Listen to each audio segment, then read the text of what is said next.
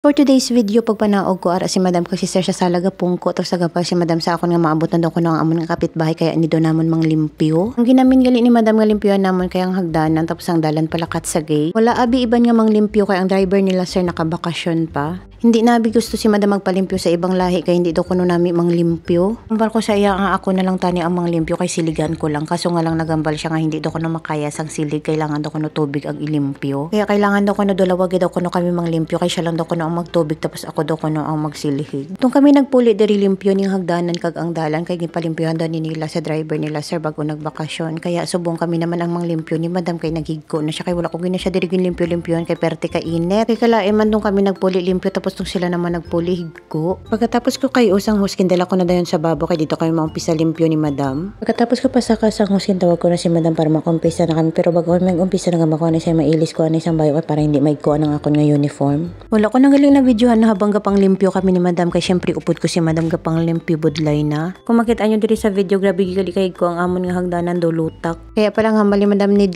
tubig ang ilimpyo. Fast forward na tapos nagali kami ni Madam pang limpyo. Bali ako na lang gali isa diri ang nabiling kay si Madam nagsaka na kay ma-pray pa daw kuno siya kag mamarinig sang manok. Ugali kami nag-umpisa pang limpyo ni Madam ginugasan ko na nga dan kagin slice ang manok kagin patulo kay para pag marinate ni Madam wala na sang tubig. Ang balabi ni Madam mainasal na lang daw kuno kami para sa dinner kag sakpo na lang daw namon ang amon nga kapitbahay. Balos-balos lakay ko kami magpuli alin sa aba sila magaprepara kagahatag sang pagkaon sa amon. Kaya subong time naman namon para kami naman ang manghatag para sa dinner nila kay syempre wala pa naunod ang ref nila kaya alin sila sa bakasyon. Balik na gali kita diri sa ginaobra ko abi ko natapos na ko abi ko limpyo na may nabilin pagaling nga higko pero spot lang man kaya ginbrasan ko na naman liwat. Nanamian ko siningin bakal ni Madam 2 in 1 na siya sa piyak niya floor wiper sa piyak niya naman brush. Mas dali namang limpyo ka mo ning ginagamit. Ate abi tong bago pa lang ko diri tong wala pa day sir driver kami ni Madam gyapon ang nang limpyo. Ginabrasan ko anay tanan pagkatapos ko mabras tanan tsaka ko siya i-floor wiper idugay kami matapos ni Madam. Tung nakita ko galing nga wala na sang higko ginimos ko na dayon ang hose. Balik ginimos ko lang ang hose tapos ginbalik ko siya kun diin siya nakabutang. Bilang siya gala o kadama swerte ka na ko ang imo nga amo nga babae gabulig sa imong sang ulo brown sa sulod man or sa gawas sang balay. May mga amo abi nga kung makasugo wagas tapos bantayan kanila while nagaobra ka tapos may paaman pa nga sura-sura. Tapos may iba naman nga mga amo nga wala pa kay alam ko anong ginahimo sang ilang nga siya gala or kadama. Pagkatapos ko lihimo sang hose umpisahan ko na dayon ang pag floor wiper sa tubig nga nabilin.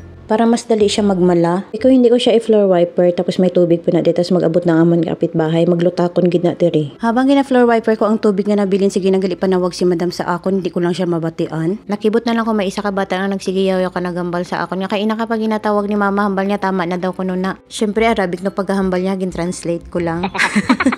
Pagkatapos ako gintawag sang akon nga alaga naguntat na ko dayon pagkatapos agsaka na syempre ginbitbit ko akon nga tsinelas para hindi na mahigkoan ang hagdanan. Habang pasaka gali ko nakitaan ko ang hagdanan nga nagmala na gali ang tubig o di ba limpyo na naman sa sunod adlaw higko na naman ni. Fast forward na ni nakapaligo na gali ko kag nagapangapi sa kusina sang nabatian ko nga nagabot ng amon nga kapitbahay kaya dali-dali ko nagsaka sa babaw ko nagpabaga sang uling. Kag habang gapabaga ko sang uling gi-prepare ko na nga daan ng manok. Tung nakitaan ko nga nagbaga ng iban nga uling gilapta ko na wala ko naginulat nga magbaga tanan-tanan nga uling. Magbaga lang nakaroon ng iban nga uling while nagalibot-libot ang manok. Kalay nabi mag-inasal kung kusog ang baga sang imo nga uling kaya ang ending sang imo nga inasal luto sa gawas pero hilaw sa sulod. Habang gatiyog-tiyog ning inasal ginabrasan ko gali sa sang marinated sauce para hindi mag-dry.